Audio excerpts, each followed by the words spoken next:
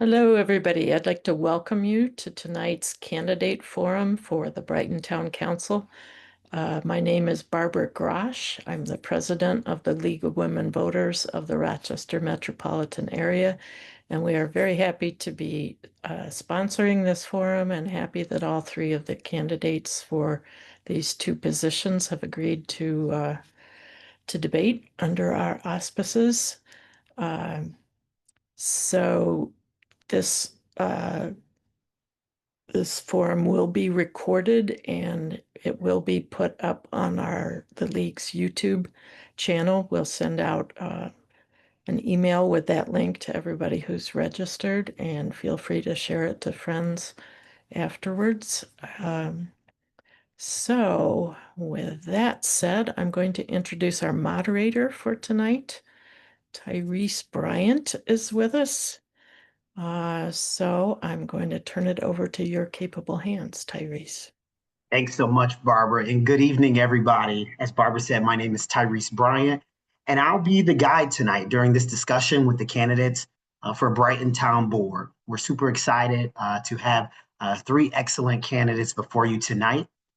So, audience, the League of Women Voters has prepared questions to ask the candidates, but we like to get questions from all of you tonight. So if you have any questions you like any of the candidates to answer, please put them in the Q&A that you'll find at the bottom of your screen. I will try my best tonight to get to as many questions as possible. All questions asked will be asked of all three of the candidates tonight. So now it's time to meet our candidates in the order they will be speaking alphabetically by last name, and they will turn on their cameras as I introduce them. So our first candidate is Christine Corrado, who has lived in Brighton for 18 years with her husband and their college-age daughter. She is a former teacher of Spanish and a fundraiser for higher education, and is currently a freelance writer, editor, voiceover professional, and caregiver to her disabled husband while serving her second term as the Town of Brighton council member. Our second candidate tonight is Clara Sanguinetti, currently serving on the Town of Brighton's Planning Board, the Board of Trustees of Tipplebrook Codish, and she is the event chair of Brighton's PTSA. Our third and final candidate tonight is Brighton Town Council member Robin Wilt, who is running for re-election for her third term in office. She hopes to continue building on her accomplishments of her first two terms to ensure a sustainable and equitable future for the town and its residents. Tonight, our timekeeper this evening is Marla Miller. She will hold up cards to let the candidates know how much time they have left and when their time is up. The first candidate to answer a question has 1.5 minutes. The second and third candidate will each have 1 minute to answer the question.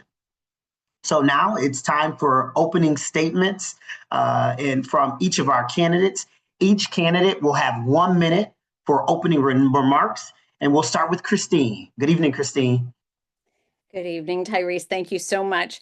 I would like to thank the League of Women Voters of the Rochester metro area for hosting this forum. And I want to give extra thanks for making it accessible to virtually anyone in Brighton or beyond by hosting it virtually and with captioning. Thank you to everyone who made time on this gorgeous evening to sit probably indoors in front of a screen to hear from the three of us candidates. So my name is Christine Corrado. I'm one of two candidates designated by the Brighton Democratic Committee for the Brighton Town Board. And as Tyrese noted, my husband and I chose Brighton to raise our daughter. It's the right place. We wanted a home in a community that shares our values. And those values are the importance of diversity and inclusion, a commitment to sustainability, dedication to education, and an underlying ethos of community connectedness. And no other town in Monroe County checked those boxes. So it's my honor to have served 2 terms, and I look forward to serving a third. If I can unmute myself. Thank you so much, Christine. Claire, good evening. You have 1 minute for opening remarks. Thank you very much, Tyrese, Barbara, Marla, the League of Women Voters, my fellow candidates, and everyone that took time out of their evenings to be with us here tonight. Ever since I moved to Brighton with my family, I've dedicated myself to service. They're everything I could do for the community and my neighbors. As a Latina, an immigrant, a young parent, I bring a new perspective, the type of new ideas and new energy that our town needs right now. I have over a decade in municipal finance experience, as well as a strong background in planning. And especially now, as we take on major projects in the town, whether that's a community center or tackling urgent issues like housing, economic development, improvements to communication, I feel like my type of skills are needed more than ever. I'm ready to roll up my sleeves, get to work for all of you. And I would be honored to have earned your trust and your support. Thank you. Thank you so much, Claire. And Robin, good evening. You have 1 minute for opening remarks. Good evening, and thank you to the League of Women Voters for providing this forum. My name is Robin Wilt. I am a two-term incumbent in my position on the Brighton Town Board. I was first elected in 2017 and won re-election in 2021. This run is for re-election to my third term, and I'm very proud of the work the board has accomplished over the course of my last 2 terms, and very excited to continue to make progress in some of the areas that we could better serve the community. I chair the Community Services Committee that brings you the semi-annual recycling events and clean sweep, and I co-chair the Finance and Administrative Services Committee. As liaison to the Inclusion, Diversity, and Equity Advisory Board, I help ensure that traditionally marginalized members of our community are given voice and included as stakeholders in the town's decision-making processes. Finally, I serve as the liaison to the Sustainability Oversight Committee, which has helped secure hundreds of thousands of dollars in grant funding for the community for sustainable development and climate resilience. Again, I hope to have your support for a third term. Excellent. Thank you all so much for your opening statements. Let's jump into questions. Claire, the first question is to you. We're going to start first with town priorities and governance. So, Claire, what do you see as the top 3 issues for Brighton over the next 4 years? Thank you, Terry, for that question. So I would say the first things first, we need to refocus on sustainable growth and economic development. And what does that mean? There's a lot of needs that, our comprehensive plan, our Envision Brighton 2028 addressed strategies that were set clear on our plan. However, there's a lot of improvement that needs to happen on our town code to make those visions come to reality. So whether that is, improving our town code to allow for mixed-use development on our commercial corridors, that would help not only strengthen our local economy in Brighton, lessen the tax burden on individuals, but also help alleviate some of the housing issues that we face. And another issue that I believe is very important is to continue working on communication and inclusion. Communication should be a two-way street from the town to the residents and from the residents to the town. I would like to see more involvement before major town decisions, and inclusion in terms of bringing more diverse voices to the table. Thank you. Thank you very much. Robin, the question is to you. Next 4 years, what are the 3 biggest issues the town faces?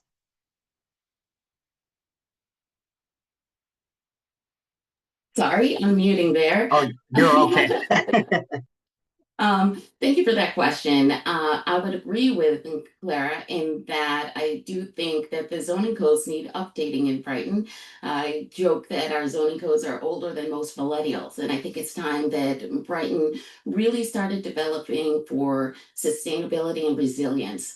Unfortunately, we see that we are in the midst of a climate crisis, and it would behoove the town to make sure that our development reflects the fact that we need increased growth. Brighton was also cited as one of the fastest growing communities in the regions. One of the hottest zip codes was 14618, and more recently 14623 was seen as one of the hottest zip code. And when we see that, what we realize is that not just this is a great place to live, but also that we do not have enough housing. So really making sure that we develop more mixed use development, put people in the places where they shop, I think that's crucial.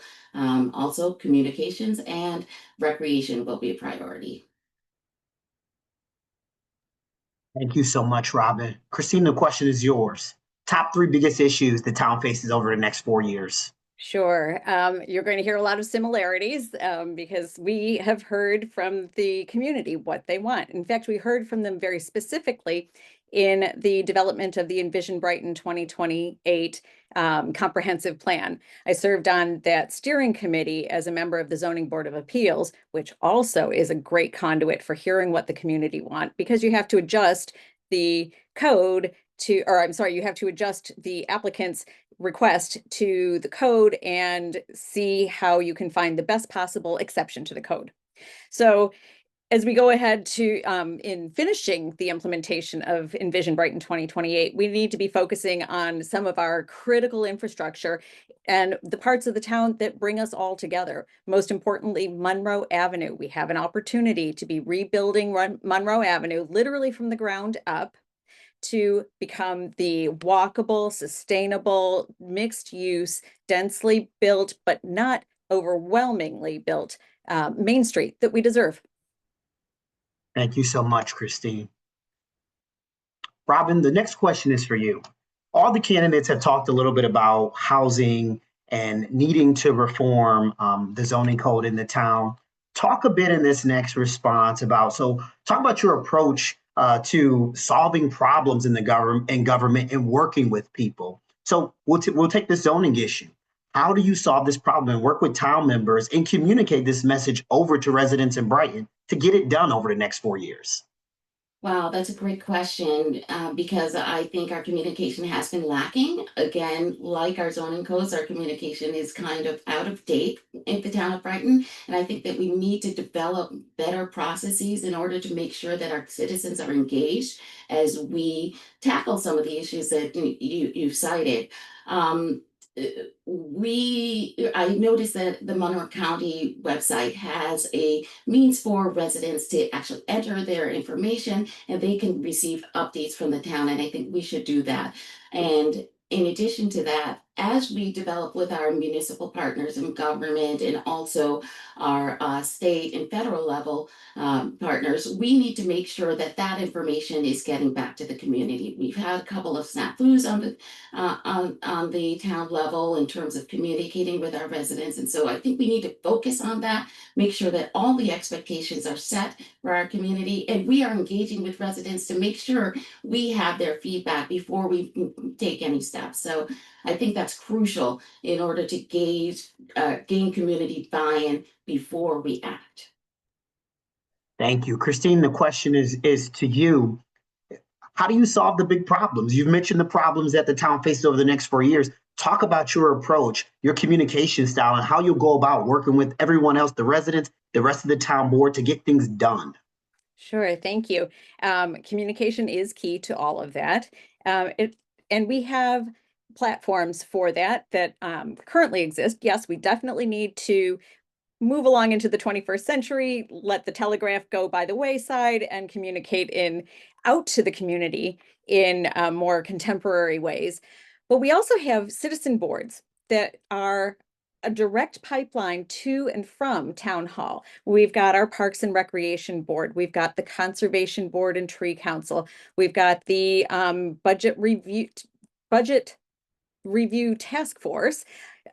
Any number of functionalities within the town have a citizen board that give us as board members and give our town staff guidance. We can also be bringing in good information, good examples from the outside. Next week, I'm going to be in Providence, Rhode Island for the Strong Towns Gathering. It's a convening of people very much like all of us here on this screen today who want to advance good development in our communities, sustainable and green and people focused. So lots of sources. Thank you, Christine. Clara, you're new to politics. How would you solve problems? What's your approach to solving problems and getting things done? And what would you do to get things done if you're elected? I would say, thank you, Tyrese, for that question. Local government is the closest to the people. And for me, that means literally knocking on doors. And that's what, Christine and I have been doing for the last few months. That's where we get all the information. This is about our neighbors and what our neighbors want and need, what our community needs. And so communication has been definitely top 5 of the issues that are being brought up to us. I think it's time, to leverage the technology that we have available. Just the platform that the town website is on has the capability already included. So we could as easily do a monthly e-newsletter to let the neighbors know what are the events coming up, the projects that are about to be discussed in either a committee level meeting or a town board meeting. So they can design and plan accordingly if they want to make sure to be there or send a proxy or just send in their comments. So that would be a way to like let the neighbors know what's going on besides, steering committees. And like Christine said, citizen board committees. The planning board has been one of my, it's been a highlight of my life to be able to serve the community in that board. Thank you. First question, our next question will stay in town governance and town priorities, and we'll start with you, Christine. So many municipalities across Monroe County and New York State have went through the assessment issue. And talk a little bit about what lessons and what feedback you learned going through surrounding the assessment in the town of Brighton. What did you hear? What did you learn? And what would you do differently? Sure, thank you. I knew that the A word was going to come up. We learned a lot, and I will say, as a former teacher, one of the things that you do when you are trying to convey information and ensure that your students grasp the information, you need to know where they're starting in terms of understanding of a process. And then you need to put in the building blocks to bring them to where they need to be to fully engage in that process. We didn't do that this time around. We went on the assumption that, well, if you're a homeowner in Brighton, certainly you know how this goes. It had been a while, and it's not at top of mind for most people. Most people are not tracking the real estate market. They're not tracking all of the behind the scene things that happen for their tax bill, but they are paying attention when we say, hey, we're going to reassess, and they get a bill, or not a bill, I'm sorry, a statement showing their tentatively assessed value, and then there's sticker shock. So we know we need to go back and build information in an accessible, understandable, digestible way and get it out to the community first, check for understanding, and then begin the process. If we do that, we can be relatively certain that there will be far less sticker shock when those tentative assessed values arrive, and we will be able to accommodate the questions that start coming in those informational planning sessions before someone moves on to the grievance process. Thank you, Christine. Claire, the question is to you as well. Talk a little bit about, you weren't in government at the time. Talk a little bit about the feedback you had from the assessment process, what you would have done differently, and what you will do differently if you're elected in the future. Thank you for that question. And that was also another issue that came at the doors because we were, freshly knocking and meeting the neighbors as those letters started arriving. And yes, like Christine said, there was a lot of sticker shock. And I would say one of the things that a lot of neighbors ask for, and I agree with them, is more education before the fact. I'm glad the town suspended the process because they realized that it wasn't being equitable since not all residents could have, access to that informal challenge time slot that they all deserve. So educating all the neighbors, whether that's through a tutorial, YouTube, a Zoom, in-person workshop, whatever the neighbors, as many formats as possible to explain the process to people so that they know, when that letter arrives, they have tools to better understand what that letter is about. Thank you.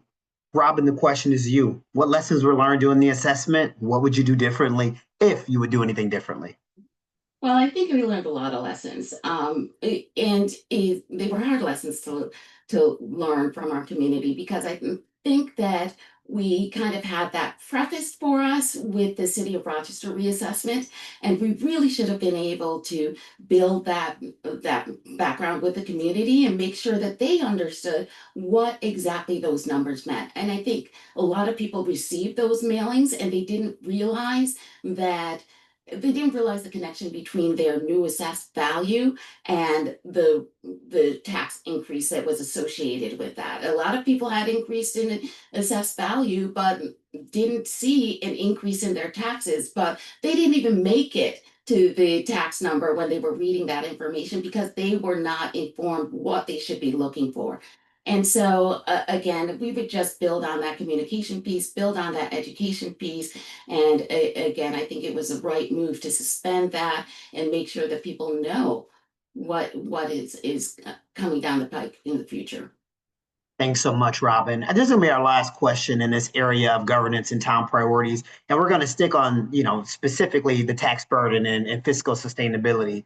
But as you all mentioned, a lot of residents during the reassessment process brought up concerns about the rising of property taxes during this process. And as you all know, there's an expectation that services should still maintain at the same time.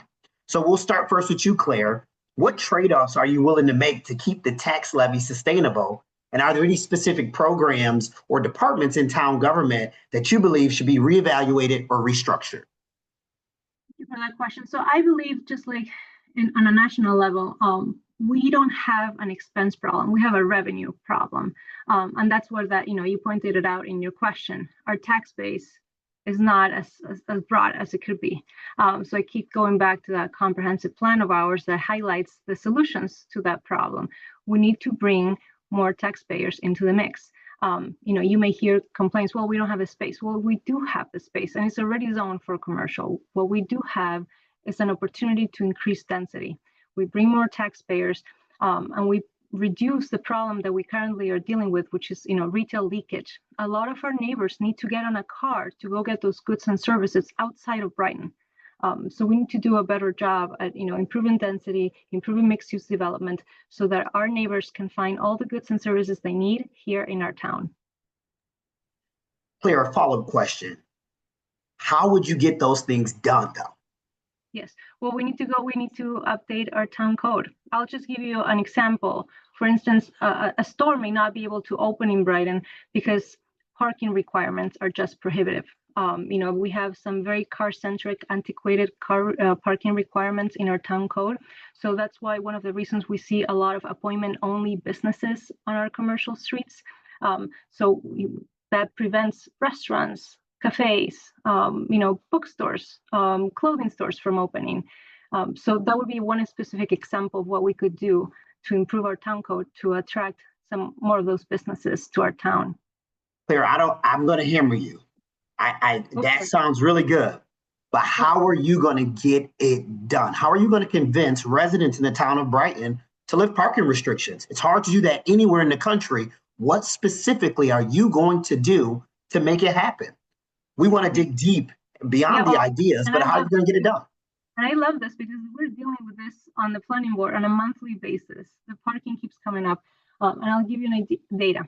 And this is, I work, my job, my office is on Morrow Avenue, and I walk up and down Morrow Avenue every day of the week, and I'm taking pictures of the parking lots of different businesses at different times. And I can tell you the only parking lot that fills up, and only one day a year, and that's on tax day, it's my office. No other parking ever gets full. And there's opportunity for, taking that data and making it transparent, sharing that with the people, having, workshops that educating on what's the potential, what could be done as an easy solution as that. So yes, taking that information, making it available, and educating our neighbors. Thank you. Robin, the question is to you.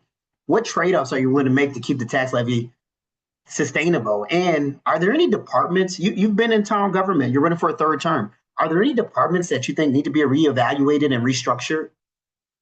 Well, I think that most of the departments that we spend most of our revenue on are beloved in this community. And I don't think that most residents would agree with cutting any of those services, but I don't think that we have to make that choice. I think that what we need to do is, as Clara says, increase our revenue base. And that means rezoning for greater density. That means making sure that we can increase the commercial tax base within our community. And again, rezoning Monroe Avenue is a huge opportunity for this community. And we were able to secure grant funding through the Infrastructure Investment and Jobs Act that will help us pay for rezoning on Monroe Avenue. And I think it's important that we take advantage of those opportunities to make sure that we can make Brighton a more affordable place for its residents. Thank you. Christine, same question to you. What trade-offs are you willing to make to keep the tax levy sustainable? And are there any specific programs or departments you believe that should be restructured or reevaluated in the town? I think you're going to hear the same refrain here. You will never find anyone in Brighton who says, yeah, please, let's cut out a chunk of recreation. Let's cut out a good portion of the police department. Who needs the highway department? Nope, nope. Let's get our taxes down and have none of that. So the question that really is dogging us is how, as Clara and Robin have both said very clearly, it is how do we increase the revenue? How do we approach that incremental process? Because we can't just flip a switch overnight. And how do we prioritize which parts of that incremental process come first and then what follows on? Personally, in my role and what I've been doing with the town board has been focusing very much on multimodal transportation. If we can change how we get around Brighton, business owners start to see new ways to attract customers, and then we grow our business base. Once that business base grows, we move on to that next level, rezoning, making things more dense, and the whole picture comes into clarity. Thank you so much, Christine. Let's move to policing and public safety. Robin, we'll start the first question with you. There have been increased changes in immigration from the federal government level. What's your position on how Brighton Police should deal with ICE? Thank you so much. I think that's a really important question, especially for these times. And it was through the Inclusion, Diversity, and Equity Advisory Board that the town actually took steps in order to reaffirm our commitment to just reiterate that we do not have any agencies that cooperate with federal agencies. And reaffirm that commitment that our town government does not give information to the federal government and make sure that our residents feel safe accessing all of those services. So we passed a memorializing resolution based on some legislation that my friends in Kingston wrote that just reaffirmed our commitment to not only inclusion, diversity, and equity, but also to protecting those targeted members of the community that have been identified by the current federal administration as potentially being targeted for deportation. So, and also the LGBTQIA plus community, which is another community that the federal government is targeting through shared service agreements. So we in the town of Brighton have recommitted to not cooperating with federal agencies, giving them our residents' private information so that we can keep our residents safe and secure in the knowledge that if they access town government, we are not going to be sharing their private information with the federal government. Thank you, Robin. Christine, same question to you. What's your position on how the Brighton Police should deal with ICE? Sure. One of the foundational pillars of the values in our community is diversity and being a welcoming and safe community for all. And to do that, we need to stay absolutely mindful of the threat that is coming from ICE and a whole number of other initiatives and directives coming down from the federal government. I was really proud to sign on to that memorializing resolution that puts it in absolute black and white how our police department does not engage and support ICE. If BPD is present, it is as a protection for Brightonians or visitors to our community, not as an assist to ICE.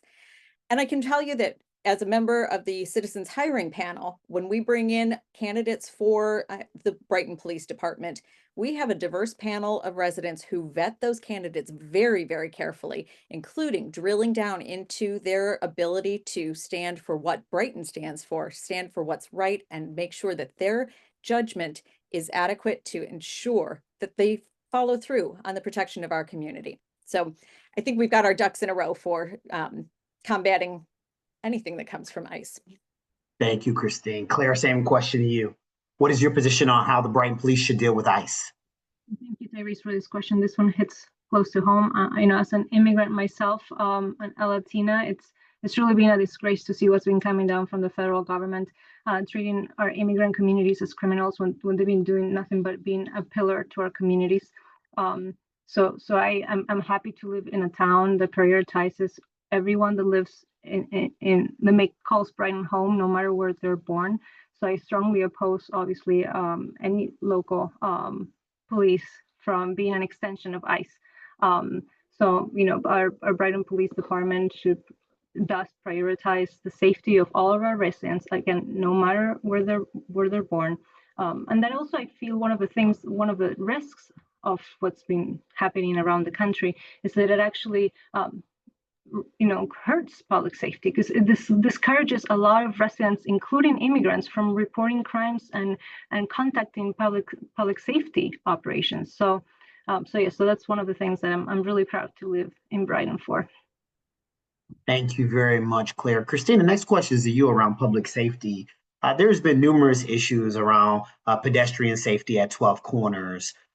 If you were reelected, what would be the top issue, how would you solve the pedestrian and driver safety issue at 12 Corners? So again, the question is, how would you solve the pedestrian and driver safety issues at 12 Corners? How long do I have? Because I can talk a long time about anything You've related got to 1.5 minutes. bicycle Go right safety. ahead. Well, so we've got the upcoming reconfiguration of Monroe Avenue, and we have worked really closely with New York State DOT to ensure that they see our vision for a walkable, safe center of town. New York State has complete streets policy. It means that whenever they do a project, they are supposed to be sure that it incorporates infrastructure for pedestrians, infrastructure for bicyclists, infrastructure for drivers, in that order, looking at the most vulnerable and working up to the least vulnerable. It is difficult at times to integrate all of that into those projects unless you have community will. And we have that here. We see in our public safety and public works meetings regularly residents coming and seeking protections like crosswalks and areas where they know it makes sense to have protection to cross the street. And we work with them, with whether it's the county level, the state level, or right here in Brighton, to get that protection. We have developed some really good vetting systems so that by the time we get to the county or the state DOT, we have our case already lined up and ready to go. At that point, they know we've done the legwork and they are willing to work with us then to implement those protections. So stick around for the Monroe Avenue reconfiguration. And when we do that, we'll address Winton and Elmwood because those run through there as well, which brings in our state and county friends. Thank you, Christine. Claire, same question to you. How would you solve the pedestrian driver safety issue at 12 Corners? Yes, and for this, you know, I'm going to echo Christine's words, and I'm happy that, you know, I've been, she's my running mate because I've been learning a lot about street safety from her, being she being our champion for our town. And I have young kids that walk. We live very close to 12 Corners, so again, this one hits close to home as well. Just to echo Christine's work, this is a multi-level project because we have a lot of partners involved, DOT, you know, on a state, county level, and as well as our school district and our citizens. I think that this will be a major opportunity to involve our residents and our schools and the school staff as well to see what solutions we can bring about. I feel like including our neighbors in those decisions will build more accountability, and it will take care of, you know, get that education started. Thank you. Thank you, Claire. Robin, same question to you. How would you solve the pedestrian and driver safety issue at 12 Corners? It is a top of mind issue, I think, in this town. Pedestrian safety, cyclist safety is very important in the town of Brighton. And one of the things that we need to do is first educate the community. I do not think that people actually think about the sharing the road with pedestrians and cyclists, and so I think we need to make sure that we do some public education campaigns around that. And we have gone to great lengths to make sure that our partners at other jurisdictional levels, both at the state and federal level, kind of understand that we want to address pedestrian and cyclist safety in our town. And so we're in early on the ground floor with the reconfiguration of Monroe Avenue. And I'm going to throw out there, I think that we should push hard as the community engagement it continues to make sure that we consider safer traffic structures like a pedestrian scramble.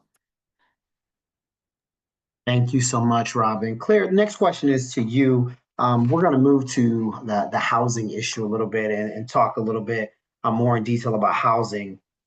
So talk a little bit specifically, how should Brighton balance development with housing affordability? Well, I would say one of the first things that I've seen highlighted in the Envision Brighton 2028 was more diverse type of housing. A town thrives when we make sure that all our generations can live comfortably in our town. We have beautiful neighborhoods that accommodate, that like starter family home.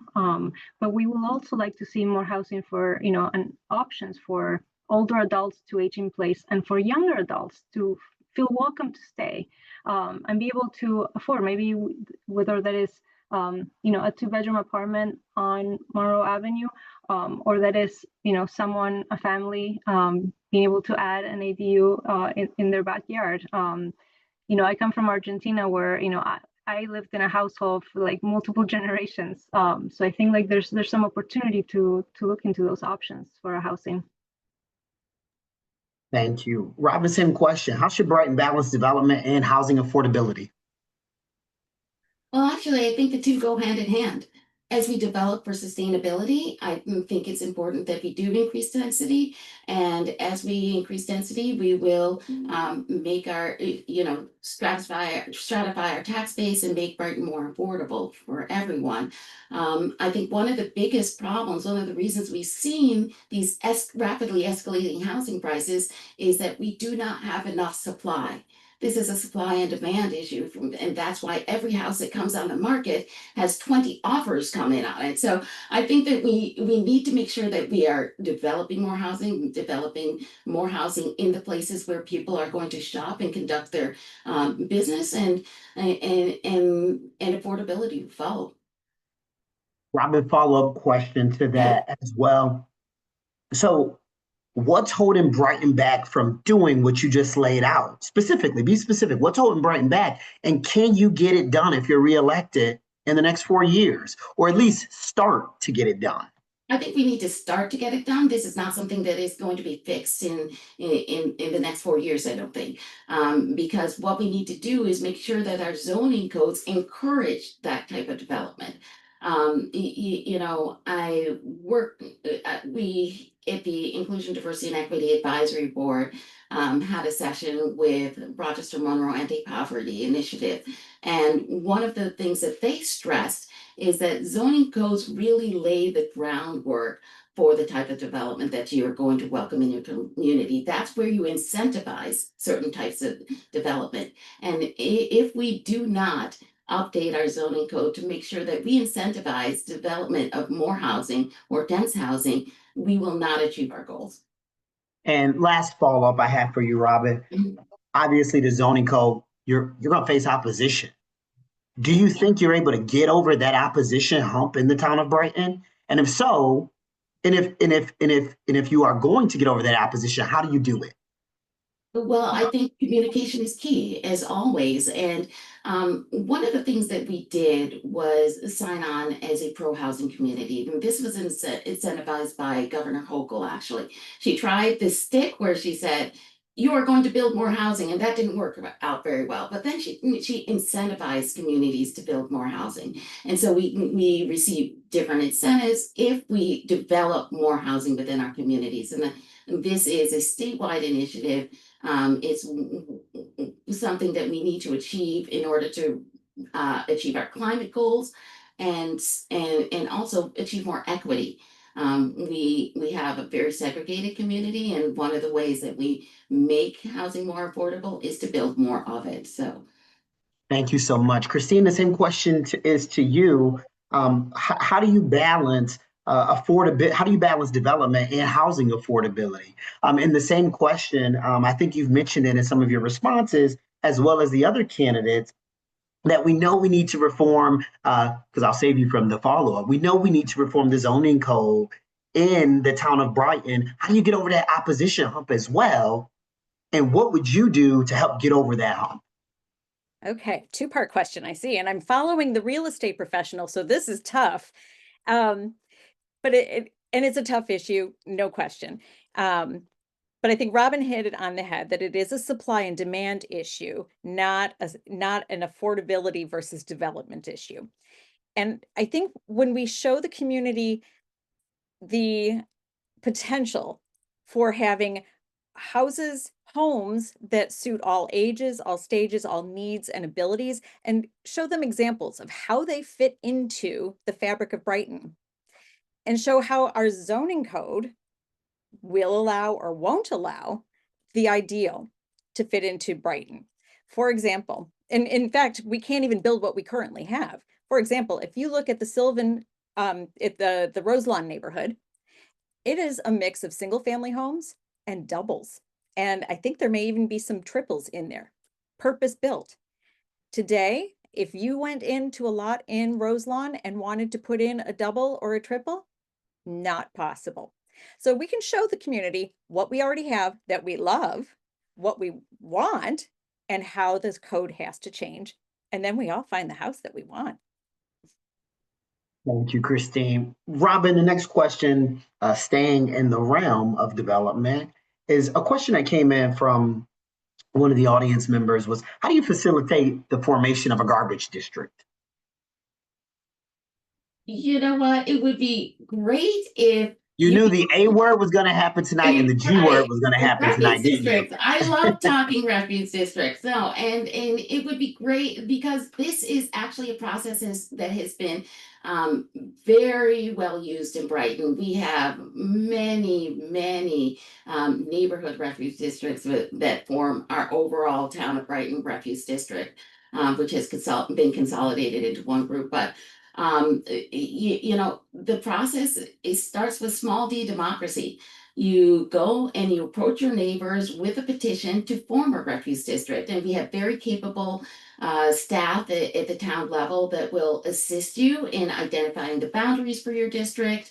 That is Chad Roscoe over the Department of Public Works, and we are in a time frame where people are doing that. So if you are interested in forming your refuge district, you asking at a very opportune time. So we like to see buy-in from, you know, that sweet spot, 2/3 or 3/4 of the neighborhood, because we don't want it to become a divisive issue within any neighborhood. But you literally go around and you get the support of your neighbors in order to form a refuge district, and then we create an extension for that neighborhood. So again, the process is very well articulated. Well, it should be better articulated on the website, but definitely if you call our able staff at the Department of Public Works, they'll be able to help. Thank you, Robin. Christine, same question. How would you facilitate a formation of a refuge district? Sure. Interestingly, my neighborhood association formed because the Willow Bend neighborhood wanted to form a refuge district. I didn't know that when I moved into Brighton. I'd always lived someplace where the municipality handled all of that. You just put that toad at the curb. We moved in, our neighborhood association president was regaling us with stories of how you form that district. So that was 18 years ago. It is one of the best ways to get neighbors connected, and it is one of the best ways to leverage the neighborhood associations that we have. And it falls short only in that right now, if a naive neighborhood association president says, yes, we want to join the consolidated district, they cannot find the direct path to that on our website. We did just today replace basic information there, and all roads lead to Chad Roscoe. Sorry, Chad. But we have the potential to lay it out very clearly in a way that makes it not daunting at all and pretty much smooth sailing, because the end result is good for everyone in town. Thank you. And Claire, the same question to you. How would you go about forming these districts in the town? I love this question because I'm living it right now. I'm helping my mom. She lives on Hampshire Drive, and I'm helping her, form a refuse district on her street right at the moment. And it's just one of the most fascinating community building exercises that I've been able to be a part of. And we first learned about it. I first learned about it through the Brighton Democratic Committee. And another shout out to Chad Roscoe for facilitating all the information. But yes, I've seen, my mom knocking on doors, distributing the petitions.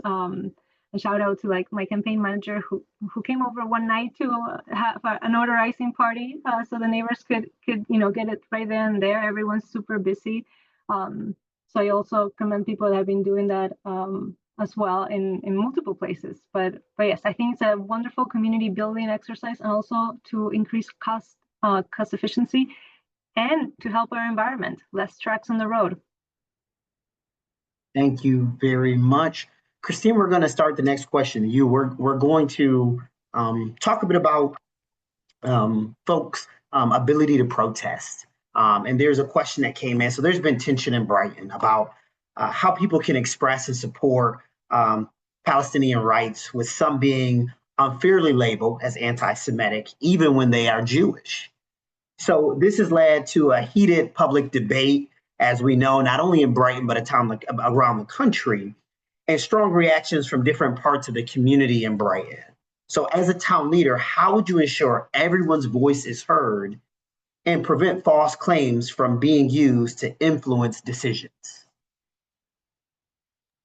I'm not sure I understand that last part of the question. So the question that came in is I'm making an assumption that the individual who sent in the question, that they believe that decisions are being made because of issues because people are being labeled as anti-Semitic for wanting to protest and support Palestinian rights. So their question that came in is they want to ensure that every voice is being heard. So if false claims do come up and they get to town leaders, how do you sort of weave through those claims that are true and untrue? Sure. No, that's a really good question, and it's a realistic question because we lived it, right? And we continue to live it. It goes as far back as I want to say the 80s or 90s, when Planned Parenthood was being protested in Brighton. The anti-choice people were convening on 12 Corners, and they were carrying large signs, very graphic signs, and planting those signs in the 12 Corners Park, and putting their stake in the ground. And there were a number of reasons that it was a problematic place to be expressing their free speech.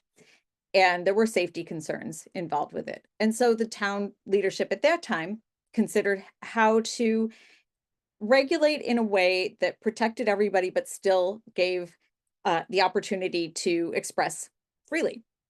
The decision was, you can't plant your signs in the ground. You have to be able to hold them. And if you have to be able to hold them the whole time, you're going to have something a little bit more manageable, or you might find someplace else to go share that. Fast forward to the recent past, we listened for hours. I mean, literally hours. And I have the notes to prove it. Took notes from every single speaker who came to open forum, took notes with every community member I met with over coffee from all sides of the issue. And then we as a town board took all of that very important input to experts in constitutional law to work through how to modify our town code in a way that ensured notification to authorities and safety for everyone who participates in free speech, regardless of the content of the speech.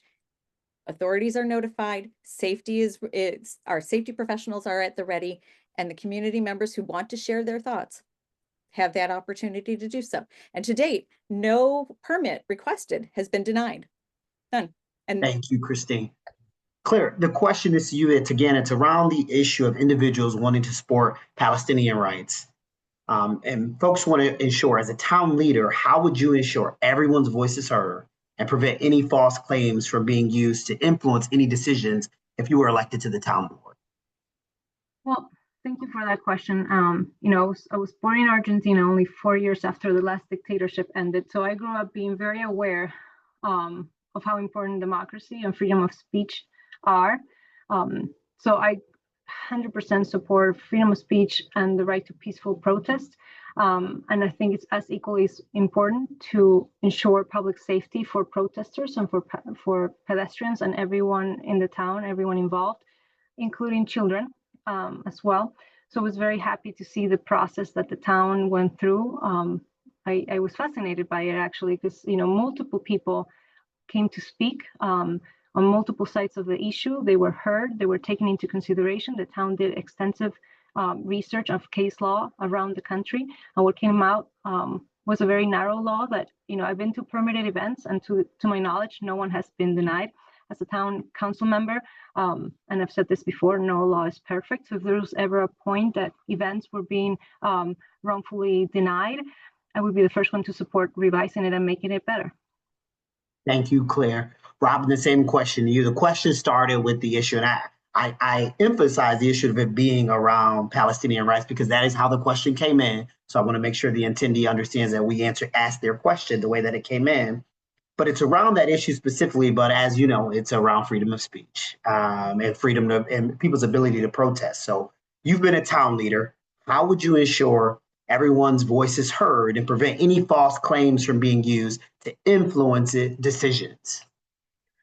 Yeah, I'm glad this question did come in because this is one of the areas where I did not agree with my colleagues.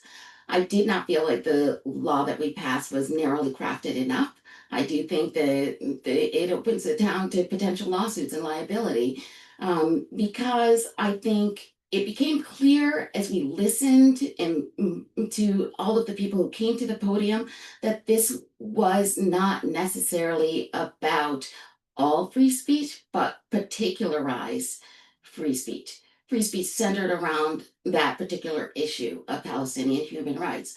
We have a long-standing tradition of allowing protests within 12 Corners Park. It is one of the focal points within the community, and I think it's important to note that if we want to protect free speech, we have to allow free speech, even free speech that is maybe not something that we want to hear.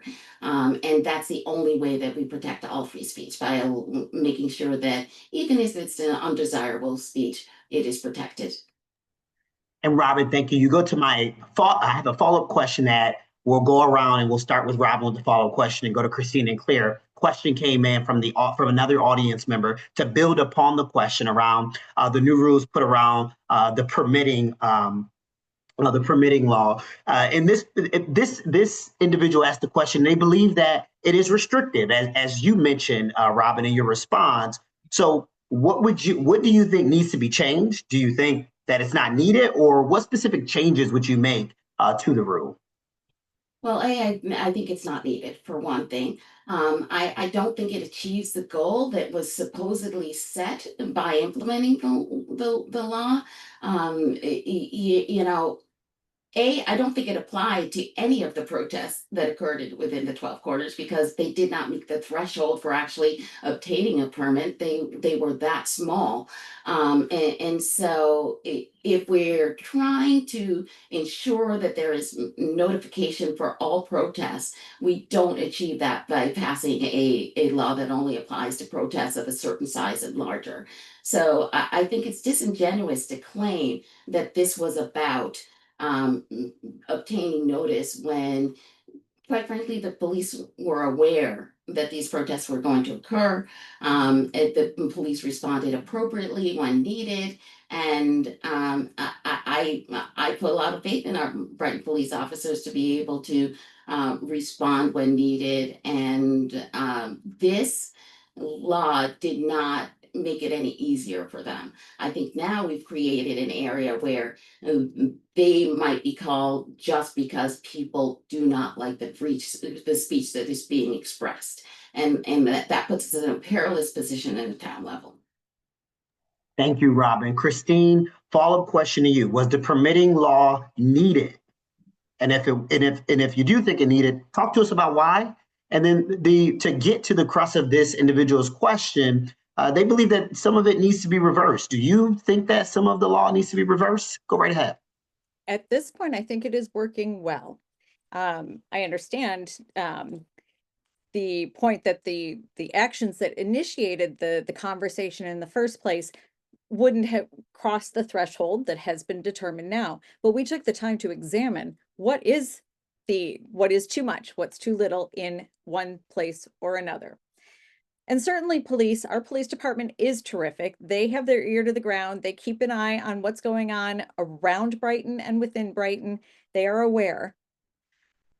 But when we can pipe it through a permitting process, not only are the police aware of what might be going on in 12 Corners, in Buckland Park, in any other public space that falls under the permitting rule, our Parks Department now knows as a matter of process. It's not something that is, oh, we better alert Parks Department. Our ambulance is aware. It's not a matter of, oh, we probably needed to warn them too. This codifies and structures this in a way that free speech is absolutely permitted and supported still. There is nothing in the code that says what can or can't be said or shown. Free speech is 100% permitted. We just give our community resources the opportunity to be prepared to support and protect. So I think it's working as intended. Thank you, Christine. Claire, the question is to you. You didn't vote on this law. Do you agree with the law? And if you are elected, would you support revising the law, or do you see that the law isn't needed? Go right ahead.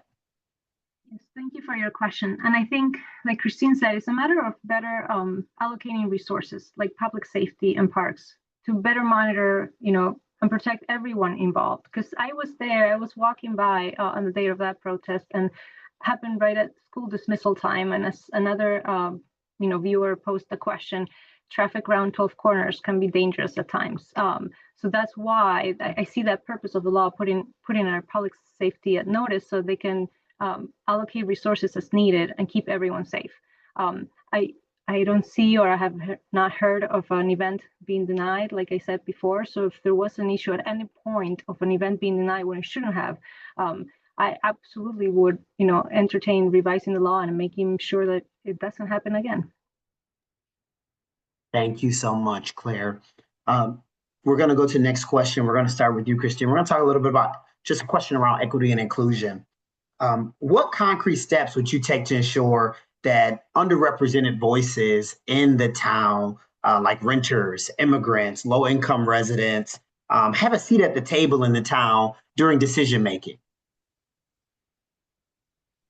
This is a terrific question because it really gets to the heart of what Brighton prides itself on and how it puts its value for equity and inclusion into action. And it comes back to two things. One, the citizen boards. We seek people of all backgrounds. We seek people of all experiences to fill the roles on those boards. We can do better sometimes. Some of our boards do. We have dedicated folks there who have been there a long time, who may not be collectively as representative of our community today. But whenever we have the opportunity to seek a new board member, we are approaching it with equity and inclusion in mind, 100%. And then it goes to what we do, what we're doing through this campaign, and what we do pretty much every day as council members, communicating with the community, reaching out amongst our network, checking in, asking folks who isn't at the table when we're starting to make decisions, when we're starting to discuss the future of our community, when we are getting ready to implement parts of our Envision Brighton 2028 plan. Make sure that we have all the voices possible represented. Thank you so much. Claire, the question is to you. How do you ensure that underrepresented voices are heard if you were elected to town board? Renters, immigrants, low-income residents, how would they have a seat at the table if you were there making a decision? Thank you for this question, because I think, diversity inclusion is not just having people feeling welcome, but it's also having the diverse voices on those tables where the decisions are being made that are going to impact their lives. So, as Christine said, those citizen-led boards are very, very helpful for that purpose.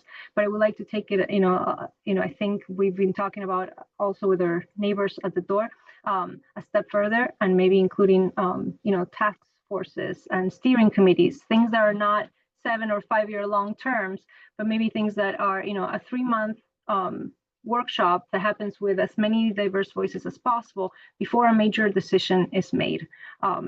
And you get not only demographics, but different ages, different income levels, being either a homeowner and a renter as well.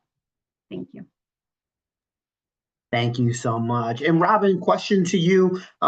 As I mentioned, what would you do to ensure that underrepresented groups have a seat at the table if they're an immigrant, if they're a renter, and if they're a low-income resident? How do they have a voice with Robin Wilt on the town board? Well, I think that's an excellent question. I think it's important to point out that we have not done all that we can in terms of including all of the voices that should be around the table, and that really should be representative of all the voices in the community without fail. And one of the things that we did is we developed the Climate Action Plan and also Inclusion, Diversity, and Equity Action Plan, is that we strove to incorporate all of the voices. We've actually developed specific outreach plans. The Climate Action Plan was actually developed under the auspices of increasing DEI. And so we took new approaches to making sure that we engaged the members of the community. And one of those approaches was developing an outreach plan that took into consideration who might not be at the table. And I think it's important that as we move forward with any policymaking decision, with any initiative at the town level, that we approach it from the standpoint of developing outreach plans to make sure we're reaching all members of the community. Thank you so much, Robin. I want to make sure I get through every topic that I have. We're going to move over to the environment and sustainability a little bit. Claire, we're going to start a question with you. This question came in. What does green and sustainable mean to you if you were elected to the town board? And I agree, sustainable and green, sustainable growth should be, as I said before, one of the big priorities. And it means, for me, how we allocate our resources so that we and our generation and how Brighton looks today can benefit and thrive, but also our future generations just as much. So it's not taken from them to benefit us and vice versa.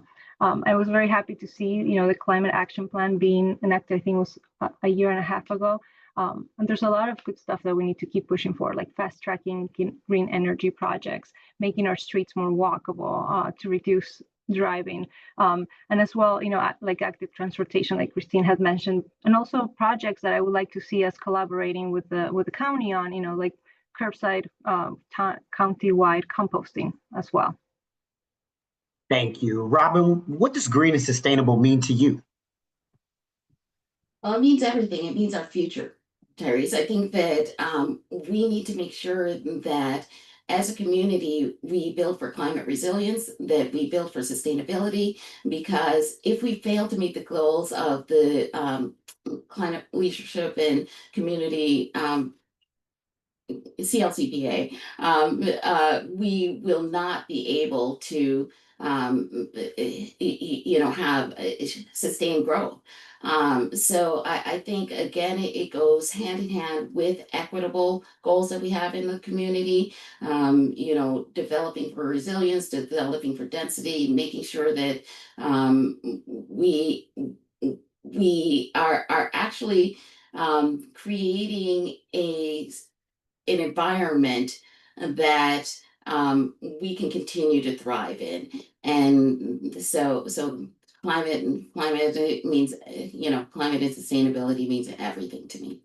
Thank you, Rob. And Christina, same question to you. What does green and sustainable mean to you? Well, I love green so much that my husband's last name is Green. My house is green. And I think in many ways my heart is green. I think about my 18-year-old. She has no memory of the television ad that played in the 70s of the Native American coming up over a hill walking through the woods, coming to the crest of a hill, looking out, we see his face and a tear is falling, and then we see what he's looking at, and it is smog. It is a scene of almost apocalyptic destruction. But that was the way the world looked when I was a kid. She doesn't know from smog at all. The planet as a whole has done such a good job in such a short time, and it's all at risk. But when we are at the table in Brighton, we make choices that mitigate that risk. We put in geothermal heating and cooling in town hall. All of our town vehicles are transitioning to EV and hybrids. We fill in gaps on sidewalks so that you don't have to get in the car in the first place. So every decision we make is about sustaining the clean that we've achieved, the climate sustainability or the environmental sustainability that we've achieved, so that our kids don't ever know what that ad was about. Thank you so much. Robin, we're going to talk a little bit about leadership under pressure. You're not new to politics, and you know, being a town board member, you face criticism sometimes, sometimes unfair, sometimes unwarranted, sometimes warranted. Not you specifically, but as a town board member. So describe a time when you had to make an unpopular decision or stand firm under public pressure. What did you learn from the experience, and how would you apply that experience if you were reelected for another term? Absolutely. I'm glad we asked that question because I do think I am the town board member most likely to come from a standpoint that is different than those of my colleagues. And one of the areas where I think it was critically important to have that perspective is with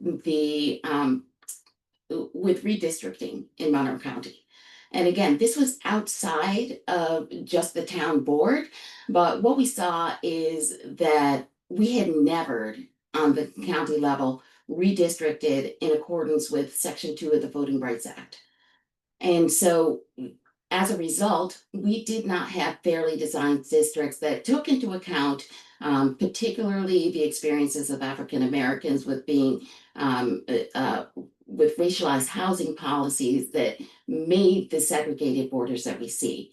And this was unfortunately unpopular with the Democratic members of our county legislature. And regardless of that, I took a stand. We built a movement with different organizations within the community, NAACP, the Urban League, the Divine Nine sororities and fraternities, and we came together, faith community, and we came together and advocated for a fair Voting Rights Act compliant map, and ultimately we got it. So I think you just build community around the issue, and that's how you tackle a problem. Great. And just clarify, what did you learn and how would you apply it if you were for another 4 years on town board? Again, what I learned is that, it's hard to do what's right sometimes. And even in the face of those challenges, you have to stand firm. And because we redistricted for the next 100 years in Monroe County, when we had maps that had been unfair for at least as long. So I that's what I learned. And I also learned that you need to gain community support and build around those values and beliefs. And I think we were highly successful with that. And I would do it again, building community support, making sure we're communicating with all stakeholders. And that's how we meet those challenges. Thank you, Christine. Not new to politics. You know, sometimes criticism comes with the job. So tell us a time when you had to make an unpopular decision or take a stand firm under public pressure. What did you learn about your leadership experience in that moment, and how would you apply it if you were elected to another term on the town board? So I'm going to twist it just a little bit in that we had a recent uproar in the community, a justifiable one, about the survival of our town pool. And Brighton is particularly special. We have an adorable and practical and accessible, well, accessible in terms of reaching to it, but it's not accessible handicapped yet. And that's part of the story. We initially thought we had to close that pool because we didn't have the resources in our pocketbook to repair it and make it as usable as possible for the entire community. We thought that was a done deal, that there was no answer. The community came to us and said, wait, we want that. And we listened. I listened. I sat down with a particularly vocal community member who has a great way of making a case. I sat down and had that conversation. And at the time thought, I said, yes, we'd love the pool. We don't have the dollars for it. But in listening to everyone coming week after week to town board meetings, I knew we had to find it. So I, and I'm sure my colleagues did as well, reached out to our delegation in Albany, sat down with them, made the case. Assemblymember Clark is a swimming enthusiast and practically a pro. She was able to find dollars for the pool. Senator Cooney had already allocated dollars for the splash park that was going to supposedly replace the pool, but we were able to have both. And it took the reshaping of the thinking about our resources, going from scarcity to abundance, finding it, making those connections with the delegation, our levels up in government, and bringing it back to the community and saying, oh my gosh, yes, we can do this after all. Thank you so much, Christine. Claire, question is to you. You're new to politics. If you're elected, there's going to be a lot of public, sometimes heated criticism of you and your decision making. So tell us about a time, as the political newcomer here, tell us about a time when you had to make an unpopular decision or stand firm under some public pressure. What did you learn about your leadership during that experience, and how would you apply that if you were elected to the town board? I also love this question. I've been on the board of Temple Breeze Cottage for about 5 years, and I was tasked very early on with an idea of having our Sunday school be tuition free. This was an equity issue, and had been an issue for a long time, where our youngest families not only were paying their commitment to the temple, but also on top of that, having to pay tuition. A lot of families weren't sending their kids until a much later age because they couldn't afford it on top of that. So we said, what if we could make it tuition free? And there was a lot of pushback. Change is hard. So what I did is, let me listen first. So I met with multiple people in the congregation, multiple partners across the town, and we built a team. And one of the things I pride myself in, I'm humble enough to know I don't have the answers for everything, but I'm really good at finding talented and skilled professionals. So we assembled a team, we worked very hard on it, and we were able to pass a 3-year plan, and we've just met the 3rd year, and ended up being a very successful program that helped a lot of families join our congregation. But it taught me to listen and get the right people on the team. Thank you all. I have noticed that sometimes you all say you like my questions, sometimes you don't. No, I'm joking. Christine, we'll start with you as we sort of wrap up this evening. This isn't our final question, but we're getting close. Both in the last responses, Robin and Christine mentioned something that was important: intergovernmental collaboration. Robin mentioned at the county level, Christine mentioned at the state level. So Christine, we'll start with you with this one. So many of Brighton's pressing issues that we've discussed tonight, they'll require collaboration, like infrastructure, mental health services, transportation. They'll require coordination from Monroe County and New York State, and coordination, I mean dollars. So talk a little bit about, do you have a productive relationship with officials at the county and state level? And how would you continue to build upon those relationships at the county and state level to advocate for the priorities of the town of Brighton? Absolutely. I'm really grateful that I can count on our delegation at the county level and at the state level, and even at the federal level, to take my call, meet up with me for coffee, talk through the stuff, sometimes agree, sometimes absolutely not agree, but we're clear on the fundamental concept of government. We want good things for our community.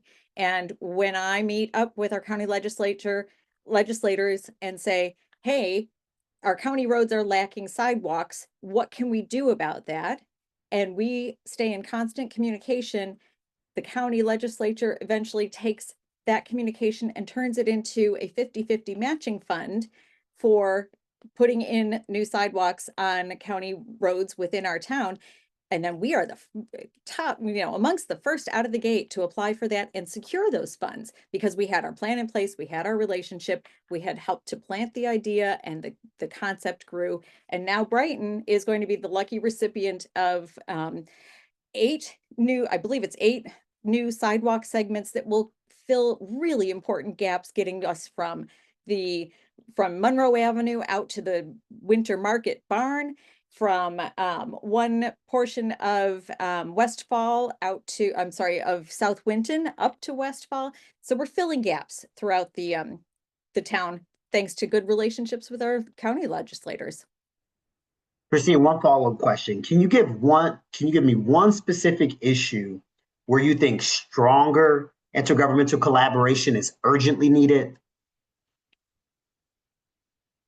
That's a good question. Just one.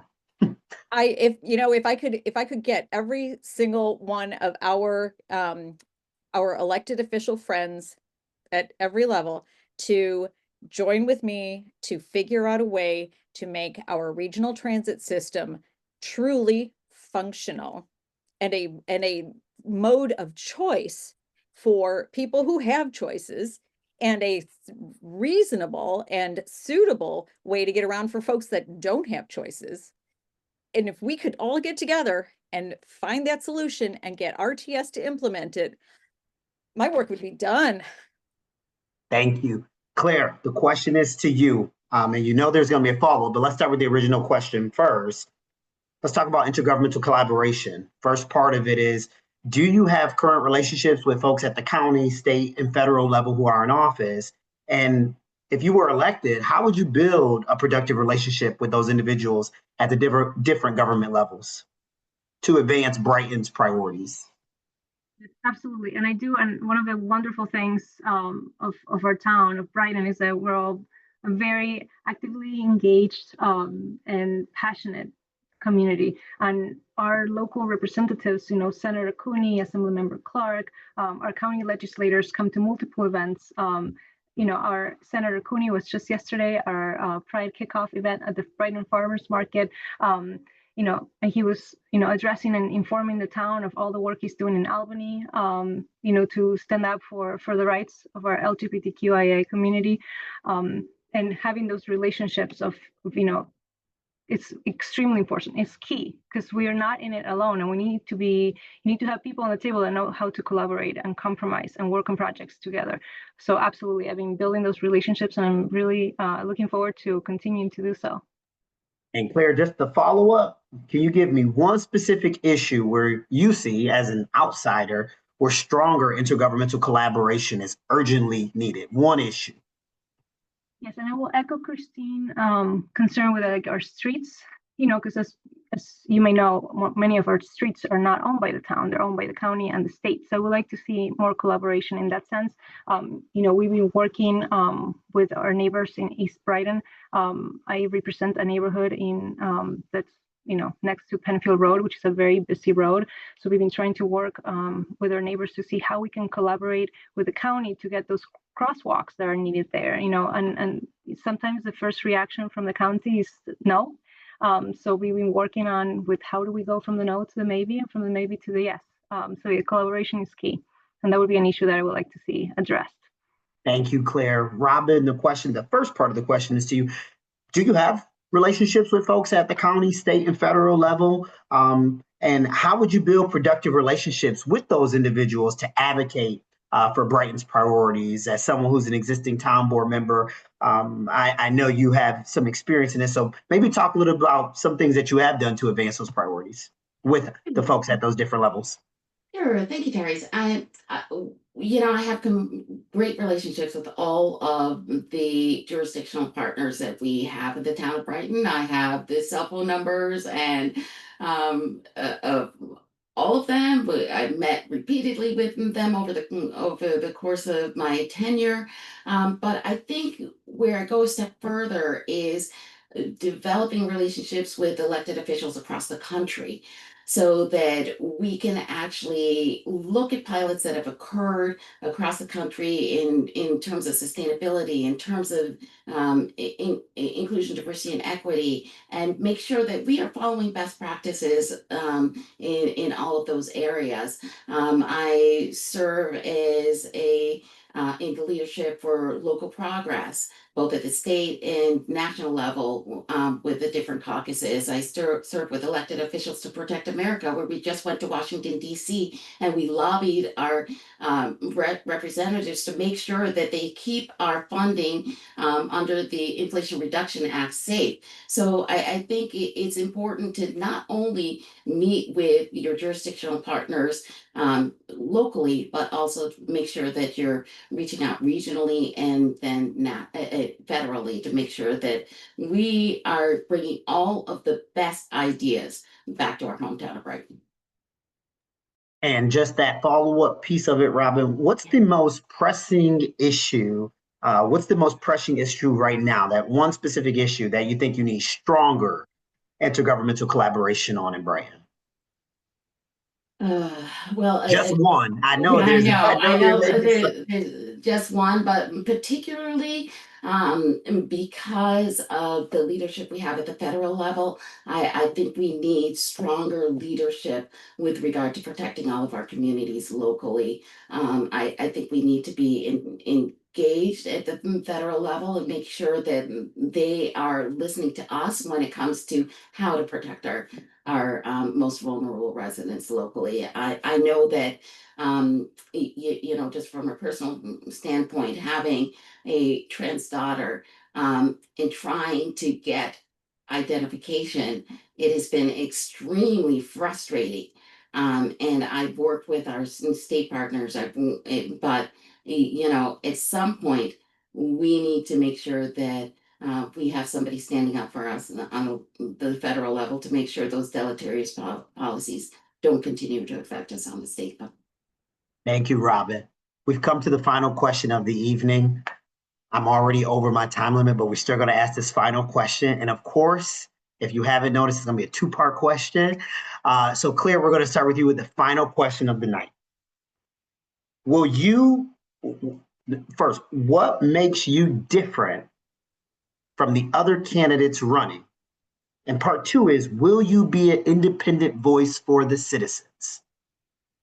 What makes you different? Will you be an independent voice?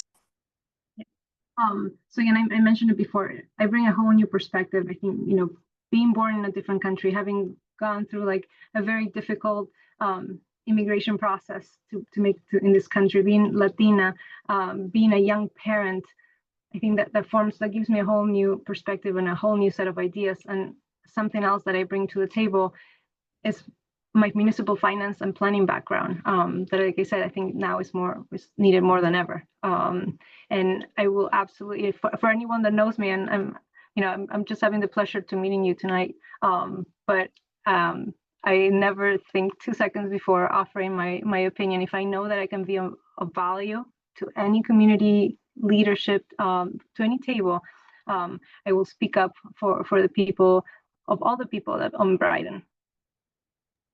Thank you, Claire. Robin, the question is to you. What makes you different from the candidates running in this race? And will you be an independent voice for the voters?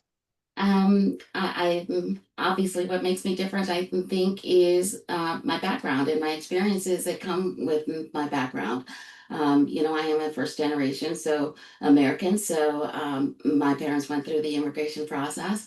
We see threats to birthright citizenship right now, and so I've signed on to letters to make sure that we protect that constitutional right. But I think it's I've often been that voice that demand some introspection on the town level that really asks whether we've taken into account all of the stakeholders and feedback from all the communities.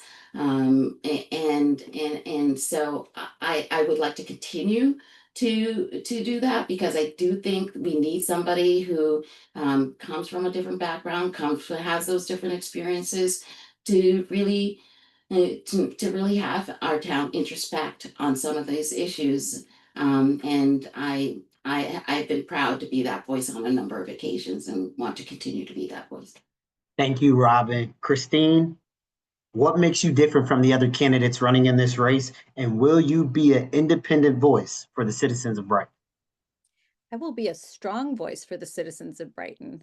If it turns out that I agree with my colleagues at the table because I convinced them, or because they convinced me and our community convinced all of us, we'll speak with one voice. If I know that we are not achieving what the community is looking for, if I know in my heart that the trajectory we're on is not going to benefit the whole of Brighton, I stand up and say so. We work those things out. I don't know if anybody else had the record "Free to Be You and Me" by Marlo Thomas back in the early 70s. I think that imprinted on me because I played it and played it and played it until it disappeared in the house. I don't know what my mother, it just disappeared. But I think what it instilled in me was the importance of embracing all, listening, supporting, finding the intersections in our similarities and finding where our differences are complementary, and then standing up for everyone. And so far, my track record shows that I can find consensus, I can lead, I can stand up, and I'll continue to do so. It's in my nature. Thank you so much, Christine. This is going to conclude our Q&A portion of the program. This has been a great conversation. We're going to start with closing statements from each candidate, and we'll start in the same order. Christine will start our closing statements. Go right ahead, Christine, with your closing statement. Sure, give me just one moment. I need to put the papers in order. So in my 2 terms on the board, and prior to that, I have invested myself in the service of the community. When I landed in Brighton, I had no idea how much I was going to absolutely love how this community works. It takes the best of everything and it strives to make it better. I've served in my neighborhood association. I founded Brighton Safe Streets for All to advocate for safe roadways. I've served on the Zoning Board of Appeals. I've contributed to the Envision Brighton 2028 Comprehensive Plan on that steering committee. And as council member, I have chaired public safety. I currently chair public works. I'm the liaison to the Conservation Board and Tree Council. I can't stop serving. It's what gets me up every day to get out in the community, connect with the neighbors, and make Brighton ever better. There's a book, Somebody's Got to Do It. It was written by a member of the Otsego County Board of Representatives, Adrienne Martini. She is absolutely hilarious. And she ran for office because somebody's got to do it. And when she was reflecting on her first term in office, she summed up the fundamental purpose of political office. She said, it's the simple act of trying to connect a community so that we can live in a predictable, prosperous way. And she hit it on the nose. And then she added, I've learned that's the heart of what we need to do. And that's what I do, because she is so right about it. Thank you. Thank you, Christine. Claire, your closing statement. Thank you, Tyrese, Marla, Barbara, and everyone at the League of Women Voters, everyone that's listening today. Again, I believe that change starts just by showing up to others, and that's what I've been doing since I have a memory. I know what it is to build a life from scratch. I've lived it. And Brighton is where my husband and I chose to build our life, our forever home, our careers, and to raise our family. I bring a much needed perspective. Again, those new ideas. I bring that municipal finance expertise, that planning background that we need now so much. And also, I believe that this election isn't just about breaking barriers. It's also about bringing new voices to the table, not just for conversation, but also voices that drive action. So again, I would be honored to earn your support and your vote. And thank you, everyone, again. Thank you, Claire, so much. Robin, your closing statement. Thank you so much, Therese. I want to thank everybody for a great forum tonight. We're faced with more challenging times than any in recent memory. And the change in federal leadership means that now more than ever, we'll need local elected officials willing to stand up for the most vulnerable members of our community. And as I mentioned before, in many a conversation with people, autocracy is not simply encroaching at the federal level. It's apparent in our local town government, as we have the town's chief executive striving to install his candidates for the legislative branch into office so that he can have unchallenged rule. And as AOC once said, we are elected to serve, not to rule. And I hope everybody in Brighton will keep that in mind as we head to the polls on June 24th and vote Robin Wilt for Brighton Town Board. Thank you so much. Thank you so much, Rob. And I want to thank all three of the candidates for being with us tonight. Thank you for this substantive discussion we've had tonight and for respecting each other. So I would like to thank all of our attendees for joining us tonight. And I'll turn it back over to Barbara Grosh from the Women League of Voters. Thank you, everybody. Okay, thanks to everyone. Just a reminder that this has been recorded and it will be put up on our YouTube channel within the next day or so. Reminder that, this is a primary and you have to be registered in the Democratic Party if you want to vote. Unfortunately, if you're already a registered voter but not registered in the Democratic Party, you are out of luck for this year. You're going to have to go ahead and change your registration, but it won't apply right away. Voter registration closes on June 14th, which is also the first day of early voting. So if you've never registered to vote, you can register and vote at the same time. The closest early voting site for most Brightonians would be at the Brighton Winter Farm Market Barn, if I got that straight.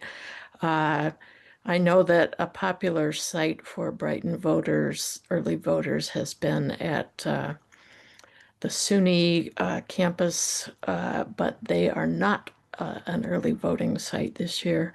There is also one over at the Staybridge Suite across the bridge in the Plex neighborhood.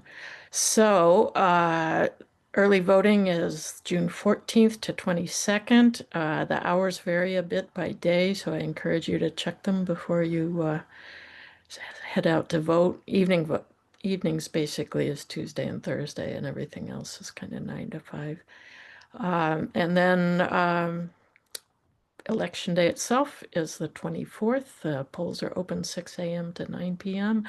And we thank all of the poll workers for their service because that is quite a day.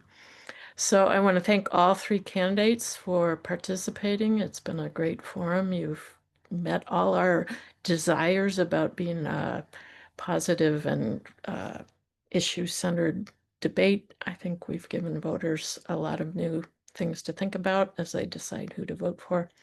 So thank you very much.